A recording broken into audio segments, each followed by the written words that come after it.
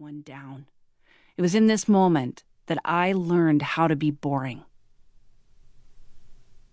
Frankly, I hadn't really expected to perform in that dance recital. The year before, my older sister Nancy was anointed the fastest swimmer in her event by the Guinness Book of World Records, and my older brother Andy was accepted into Harvard. I couldn't outswim my sister or outthink my brother, so how could I stand out and make my parents proud? Dance, I decided, would allow me to define myself away from the overcrowded family trophy mantle of sports and Ivy League schools. So I took dance lessons, and I learned pirouettes and jazz hands, grapevines, and old classic tap maneuvers like Shuffle Off to Buffalo. I wasn't a great technical dancer by any means. The other girls in my class were more skilled, more talented, more classically beautiful. But that said, I doubt any of them had more fun than I did in class. My dance teacher, Miss Mervyn, agreed. One time she told me, "Sally, you're not a great dancer, but you do have a certain spark." I remember I beamed. "A spark? I can work with that. Hand me the kerosene." That year, Miss Mervyn gave me a solo in the dance recital. This was in part an honor, and I suspect also a way to fund the performance, since it required dozens of individual lessons in a hand-sewn costume. I was ecstatic. Finally, I'd get to be good at something. We rehearsed for several hours a week, my mom driving me to the studio after brownies and before dinner. And then at the dinner table, I'd look around and just glow. Nancy had swim practice. Andy had school. And now at last, I too had my place among them. I would make my family proud. I pointed my toes and I practiced my steps under the dinner table. I spent every moment mentally rehearsing in order to get the steps just right.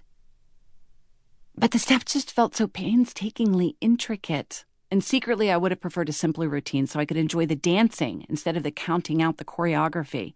But none of the other girls seemed to struggle with their dances, and I didn't want to disappoint Miss Mervyn.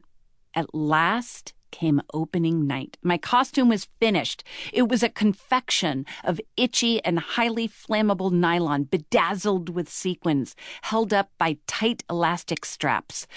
It was the most beautiful thing I had ever seen. I stood backstage, watching my teacher intently, awaiting my cue. My music began. I was ready. As I was about to prance on stage, Miss Mervyn whispered into my ear, "Just don't forget the steps." Well, you can probably guess what happened next. My mind went blank. Those carefully engineered steps fled from my brain like rats abandoning a sinking ship. I froze with panic. The music stopped awkwardly, mid-note. The audience was silent. The spotlight turned off with a loud clank, echoing through the auditorium. I glanced backstage to find Miss Mervyn. She looked horrified. It was the first time I'd ever worn mascara, and a black teardrop cascade began. I never took another dance lesson. Ever. You are already fascinating. On the day you were born, you already knew how to fascinate. Like breathing and swallowing and smiling, the ability to fascinate is a hardwired survival mechanism. It's an instinctive form of connection. We all have this ability in some form. But over time, people can lose their innate ability to fascinate. They acquire layers of boring. Like an oyster protecting itself against the grain of sand, people build shells that they believe can shield them from a negative outcome. You've seen this before, maybe experienced it. It's the student who learns how to camouflage himself to blend into the popular high school crowd.